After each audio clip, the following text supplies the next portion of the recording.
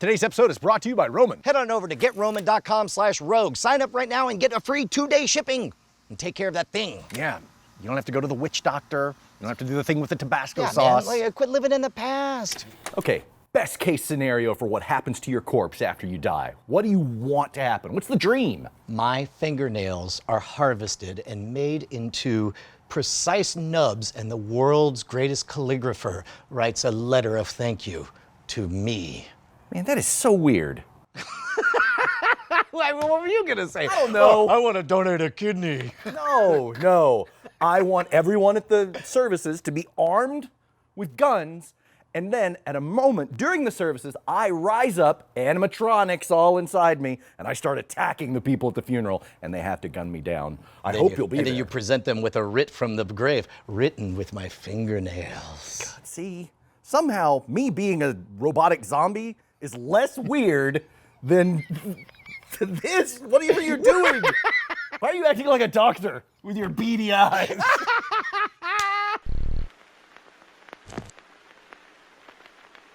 All right, so you're in the middle of fighting World War II, right? Sure. You're Harry S. Churchill. The S stands for Stalin. I remember him.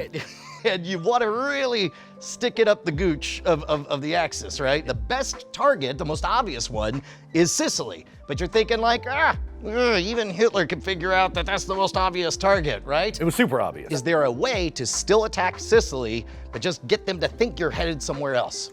You need a haversack ruse. A haversack ruse? What does this mean? A haversack ruse. That is where you plant sensitive information on the corpse of one of your own soldiers, hoping that the enemy will find it and think that it's legitimate information. Kind of like a honeypot, right? Where it's like they think they have a treasured find. Instead, it's poisoned. Exactly. Poisoned honey. But there are a lot of moving parts. And they got the inspiration from the Trout Memo, a memo on deception and warfare written by Admiral John Godfrey. But it bears all the hallmarks of his personal assistant, who everyone suspects actually wrote it, Ian Fleming. Ian Fleming, who later created James Bond. Yes, exactly. He was a secret agent. Make no mistake, this guy knew what he was talking about. So they used one of the ideas in the Trout Memo as the basis for Operation Mincemeat. Operation Mincemeat, you begin with the idea. We're gonna plant some information on a corpse. We're gonna hope that the Nazis truly figure that they've discovered it on their own. So many things you gotta figure out. First, you start with the backstory, which means immediately you come up with a name and a title. What was the guy's name? They came up with Captain William Martin. And you know why they did that? Oh, because Martin is a very popular surname and it would be harder to track down. Exactly. So if German intelligence found this body that they left with this Captain William Martin, they're going to check the records and find any sort of information and find out that, yeah, sure, there are lots of Martins, and this isn't a made-up person at all. So at this point, you're spending months and months of people essentially writing letters to themselves to and from, like, how goes your travels and whatever, and you're working on this, building up the backstory, because they don't know necessarily what communications are being intercepted at any given time, but they want to build up a backstory so that when they find this person, they're like, yeah, of course he's a real person. We've been intercepting his stuff for years. Yeah, they created this fully realized human being that never existed. At some point, you got to put the operation into action, which means you got to find a body. Now, bodies are not in short supply. You're at war. It's World War II. There were a lot of them. But they're all very well cataloged, so you need a very particular type of body. It has to be somebody that looks vaguely like the identification that you have. It has to be somebody that won't be missed or cataloged. And in fact, when they first did find the body, it turned out to be a homeless person. They categorized him at the time as sort of a faceless ne'er-do-well. I think it's because they were so ghoulish what they were up to. But he died of rat poison. What was his name? Glenwer Michael, Welsh name. Forgive me if I'm mispronouncing that. But yeah, he was a Welsh itinerant that really had no ties to anyone. He had taken his own life with a little bit of rat poison, and they thought, Now all of a sudden you have another element to the calculus, which is what are the odds that they're going to find the rat poison in what they intend to make look like an airplane crash? They were going to leave him off the coast of Spain for reasons we'll get to in a minute. But if they're leaving him off the coast of Spain, the Spaniards are going to find him, and that is largely a Roman Catholic country. So the pathologists finding this body, if they find a silver cross, a medallion of St. Christopher on there, they're going to think he's Roman Catholic as well. I'm Roman Catholic. We're not into the whole carving up bodies and doing autopsy thing. So let's just let this guy slide, and let's not dig in and find that he actually actually died of rat poison. So now the clock is ticking. They've got to figure out a way to deliver this body to the right place. They wanted it to be Spain because they wanted it to be someplace technically neutral, but that they knew had heavy Nazi sympathizers. Because they had done it before. Spain had passed over information found from a body that was off the coast, passed it on to the Nazis.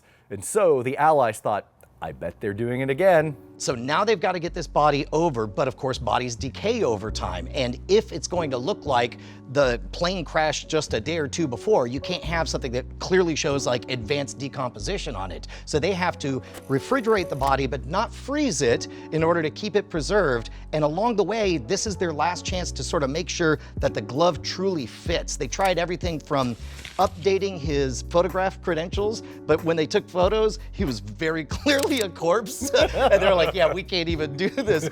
So they took a previous photo and then they very clearly said, this is a reissue because you lost your ID recently. And then at this point, they start filling them with pocket litter. Yes, they filled out the complete illusion of who Captain William Martin was.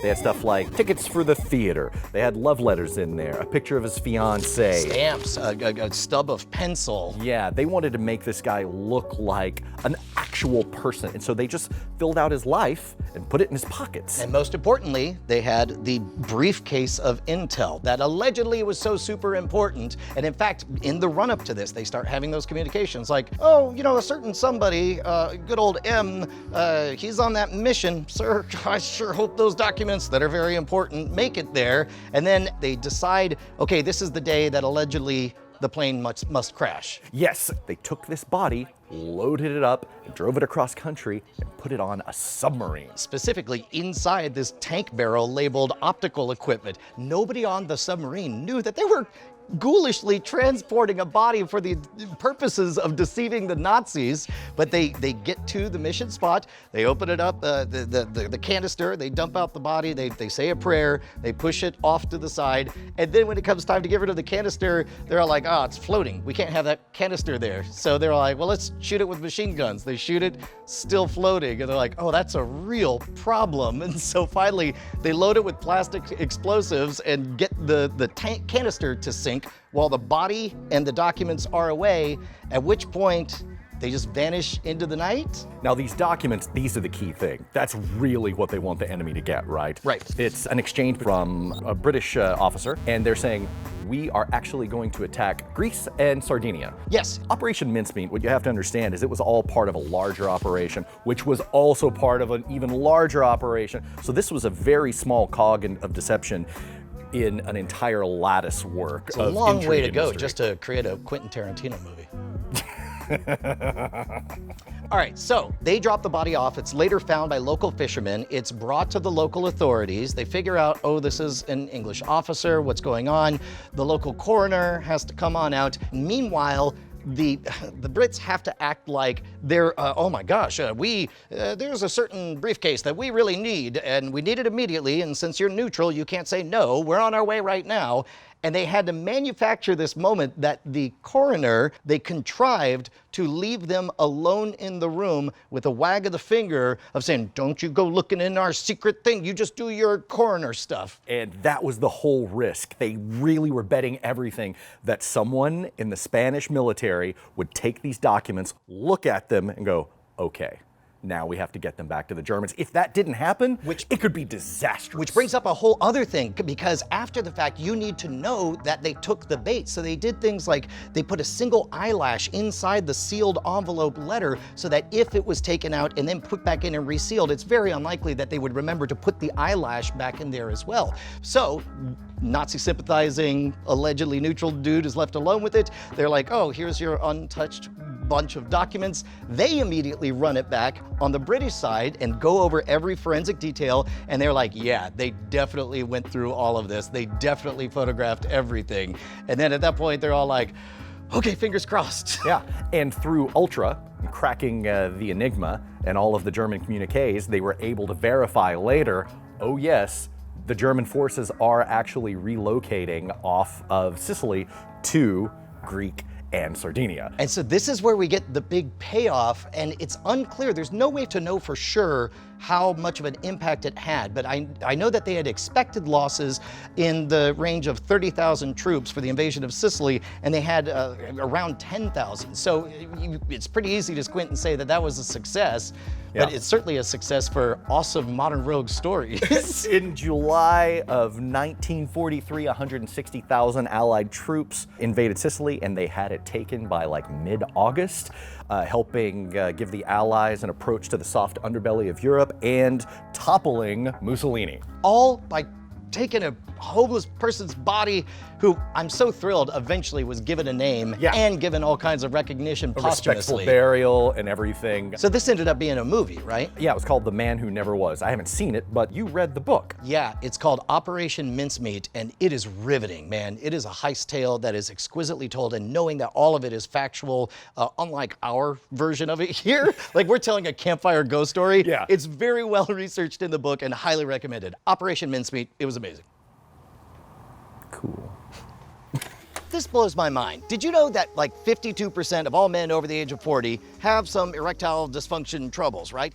That part I understand. That's biology. We're all just decaying human flesh. Of those people, 75% of them never talk to their doctor. There's no reason for that. It's a health condition. You talk to a health professional. Okay, but it's super awkward. You gotta look them in the eye and explain all that stuff. What you need is a way to get erectile dysfunction medication from a real doctor that doesn't involve all that awkward weirdness. But if you go to GetRoman.com/rogue, you can actually talk to doctors online from the privacy of your own home. It's discreet and it's easy. Yeah, take care of that thing and you don't have to look them in the face while you do it. I wonder how many people don't even know that they are not operating at peak performance. A bunch of people thinking like, I'm sure it's fine. It doesn't have to be fine. Yeah. It could be more awesome. It can be choice. Go to GetRoman.com/rogue, get free 2-day shipping. Yeah, be at peak performance so that you can peak while you perform. That's good. That's good. That's good. That's free. That's good. That one's on me, folks. It's easy, it's discreet, nobody has to know. And even if they do know, who cares? Yeah. It's your life, fix it. Get off my case, Dad. Your dad's on your case about that? Too much? That's weird. Tell him to mind his own business, I think. Do you want to be more famous when you're alive or when you're dead? Dead. Definitely dead. Why? Definitely dead. I don't need people in my business right now. You're coming up and asking for selfies? That's such a problem? You're just like, would you knock it off? Listen, it's gonna happen. I'm gonna be more famous when I'm dead. Wait, I promise. Only because you'll be an animator. Damn, sorry.